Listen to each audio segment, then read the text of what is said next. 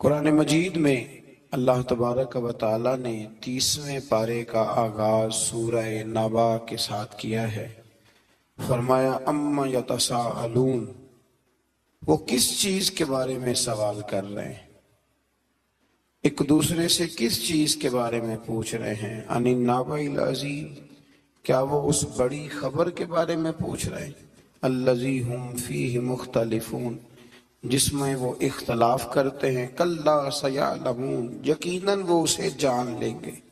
ثم کلا سیعلمون، اور پھر یقیناً وہ اسے جان لیں گے۔ وہ چیز کیا ہے؟ وہ قیامت ہے۔ فرمایا جو جھگڑا کر رہے ہیں، اختلاف کر رہے ہیں، تو یہ بڑی جلدی جان جائیں گے قیامت کا آنا حق ہے، اور قیامت آ کے رہے گی۔ قیامت نہ آئے، قیامت کا وقوع نہ ہو، تو پھر یہ زندگی کے جو روز کے معاملات ہیں ان کا حساب کیسے ہو؟ پھر دنیا میں ظالم ظالم رہ گیا اور مظلوم مظلوم رہ گیا۔ قیامت کا قائم نہ ہونا یہ مظلوم کے ساتھ ظلم ہوگا۔ لہٰذا فرمایا کہ جو جھگڑا کر رہے ہیں نا کہ پتہ نہیں قائم ہوگی کہ نہیں ہوگی، انہیں بتائیے کہ قیامت ان قریب قائم ہو جائے گی۔ اس کے بعد اسی سورہ میں اللہ تعالیٰ نے اپنی قدرت کی نشانیوں کو بیان کرنے کے بعد آیت نمبر 17 میں فرمایا کہ فیصلے کے دن کا وقت مقرر ہے۔ وہ کسی کے کہنے پہ جلدی نہیں ہوگا، اس کا دن میں نے، اللہ فرماتے ہیں کہ وہ دن مقرر ہے۔ اور پھر علامات قیامت کا بیان فرمایا۔ اس کے بعد فرمایا کہ جہنم سرکشوں کا ٹھکانہ ہے، جس میں وہ مدت دراز تک رہیں گے، اور اس میں انہیں کھولتا ہوا پانی اور جہنمیوں کے زخموں کی پیپ کے سوا کوئی مشروب نہیں دیا جائے گا۔ اس سے آگے پھر سورۃ النازعات شروع ہوتی ہے۔ سورہ نازعات، اس سورت میں یہ بتایا کہ موت کے فرشتے، چونکہ 30ویں پارے کی نا صورتیں بڑی مختصر ترین صورتیں ہیں، اپنے الفاظ کے لحاظ سے اور اپنے حروف کے لحاظ سے مختصر ترین صورتیں ہیں۔ تو اس سورہ مبارکہ میں یہ بتایا کہ موت کے فرشتے جہنمیوں کی روح نہایت سختی سے نکالتے ہیں، اور اہل ایمان کی روح کو نہایت نرمی کے ساتھ۔ اور فرمائے اس کے بعد فرشتوں کا ذکر ہے کہ جنہیں کارخانہ قدرت کے معاملات کی تدبیریں تفویض کی جاتی ہیں۔ اس کے بعد پھر قیامت کا اللہ کریم نے ذکر فرمایا ہے۔ اس سے آگے سورہ عبسہ ہے۔ عبسہ وتولی ان جاءہ الاعمی، ہوا یہ کہ نبی کریم علیہ السلام کچھ لوگوں کے ساتھ بات چیت کر رہے تھے، تو ایک نابینا صحابی آ گیا، اور وہ بار بار بات میں مداخلت کرتے تھے، تو حضور علیہ السلام نے ان پر جلال فرمایا۔ اللہ کریم نے محبوب کریم سے کہا کہ محبوب آپ کو اس پہ جلال نہیں کرنا چاہیے تھا، وہ غریب تو آپ کی زیارت کرنے آیا تھا، وہ تو دیدار کرنے آیا تھا۔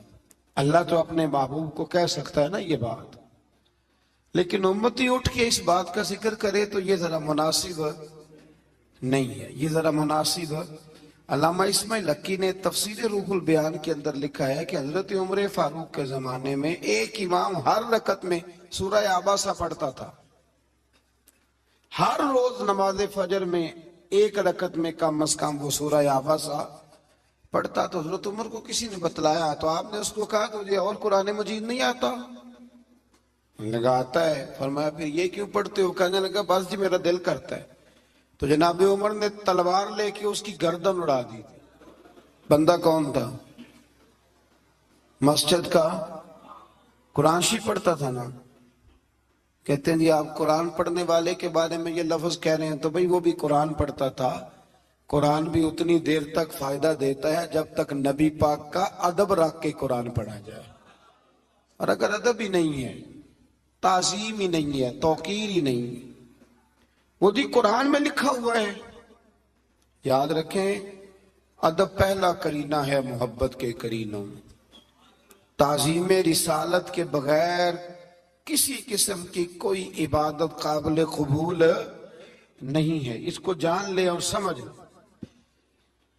اسی صورت کے آخر میں قیامت کے نفسا نفسی کے منظر کو بیان کیا گیا ہے کہ دنیا میں ایک دوسرے پر جان چھڑکنے والے اور محبت کا دعویٰ کرنے والے دامن چھڑائیں گے قیامت میں۔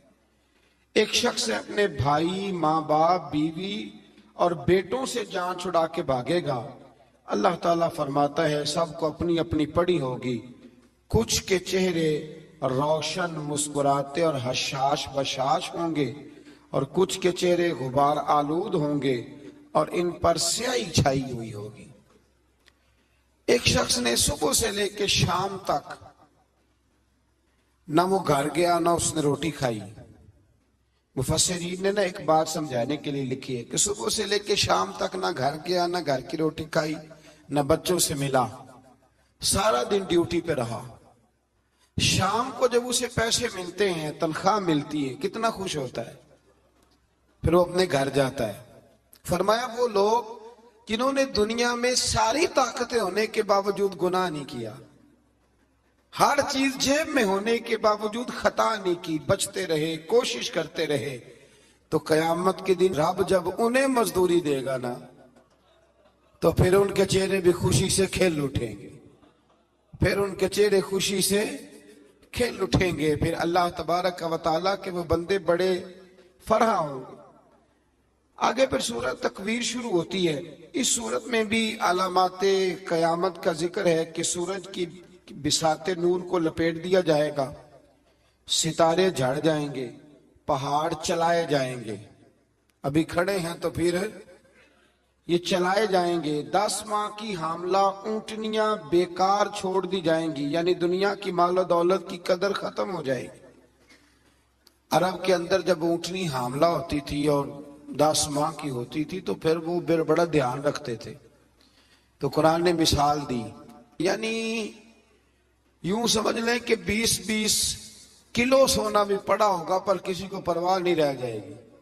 اب پرواہ ہوگی تو قیامت کی۔ آج تو بڑی پرواہ ہوتی ہے نا، مطلب جس جیب میں پیسے ہوتے ہیں ساری توجہ اسی جیب پہ ہوتی ہے۔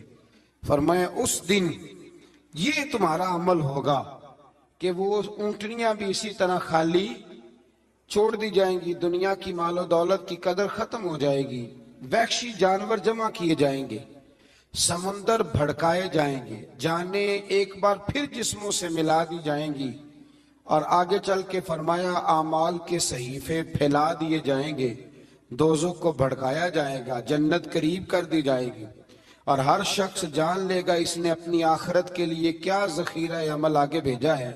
اللہ تبارک و تعالیٰ نے قسم کھا کر قرآن مجید اور نبی پاک علیہ السلام کی رسالت کے حق ہونے کا بیان فرمایا ہے۔ پھر اس سے آگے سورہ انفطار شروع ہوتی ہے۔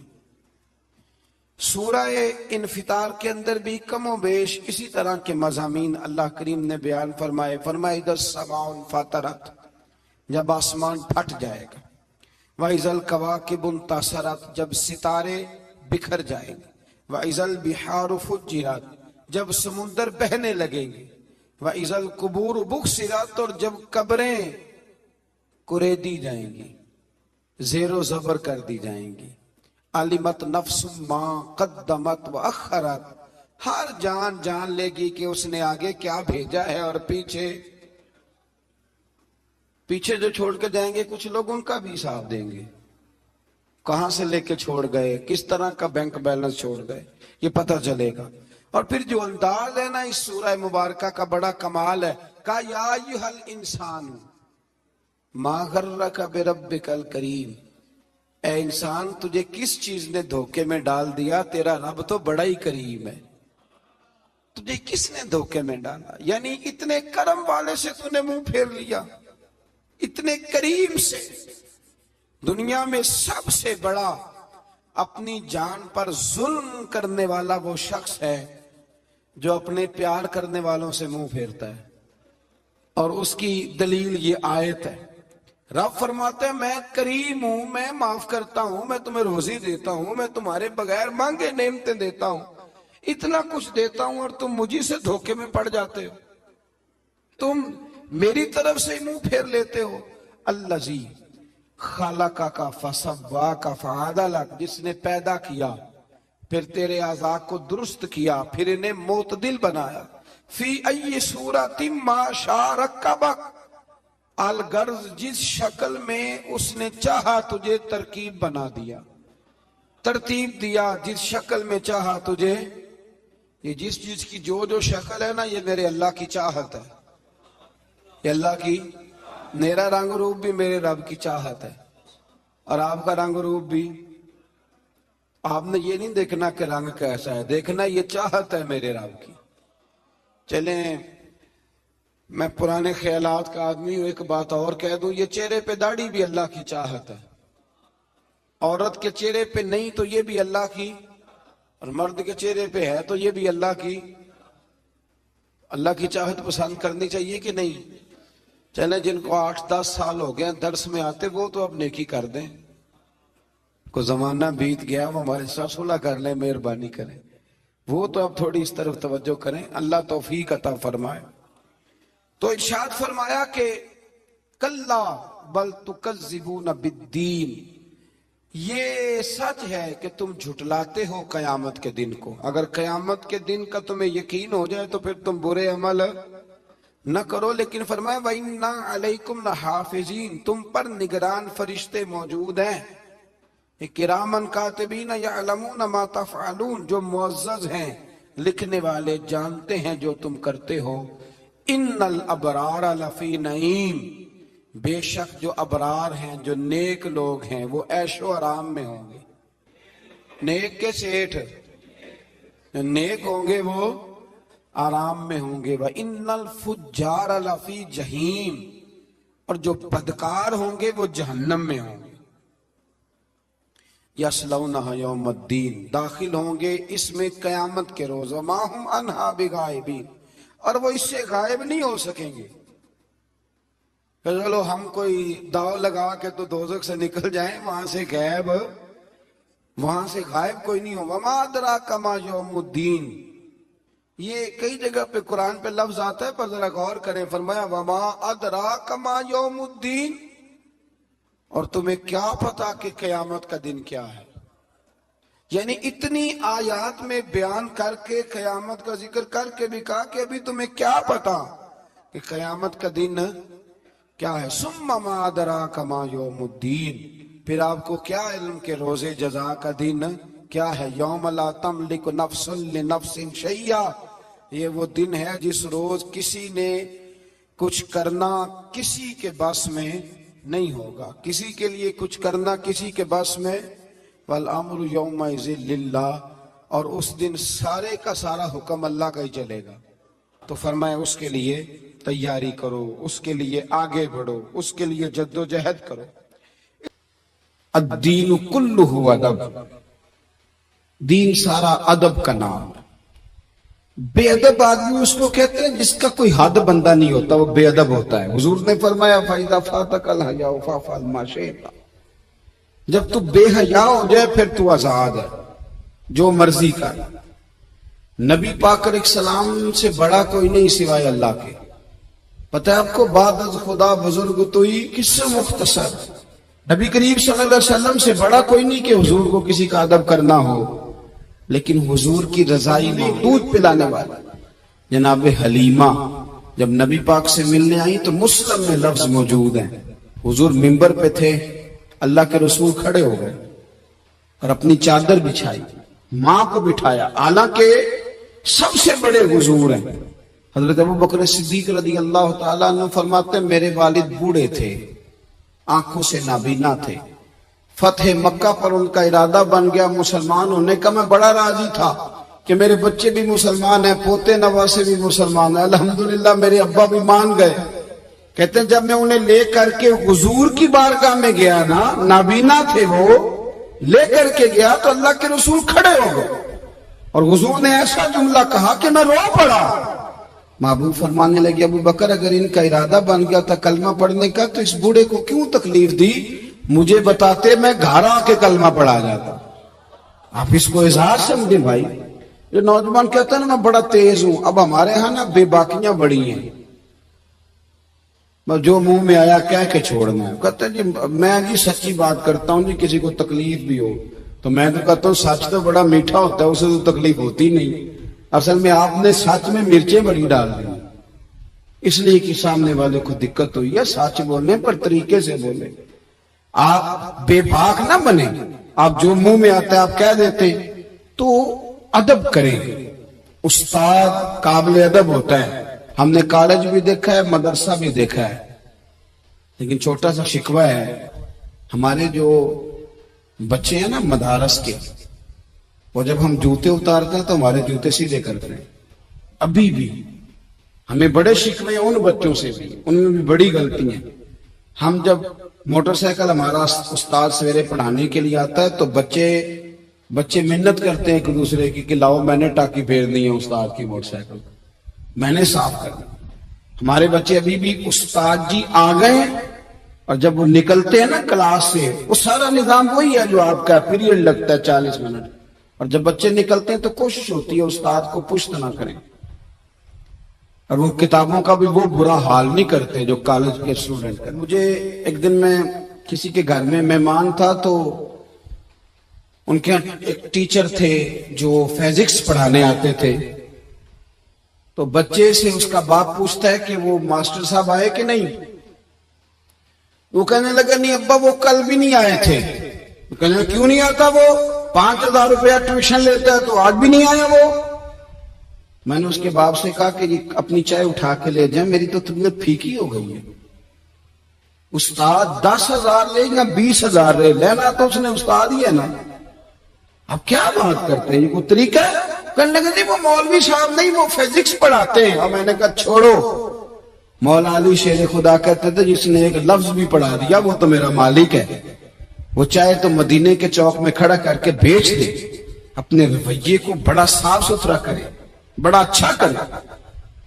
مجھے بتلائیے کہ ایک آدمی matric P T C teacher سے تعلیم حاصل کرے اور خود بعد میں وہ پی ایچ ڈی کر جائے، اس کی تعلیم ڈبل سے بھی اوپر چلی گئی، تو وہ پی ایچ ڈی والا استاد رہے گا کہ نہیں رہے گا؟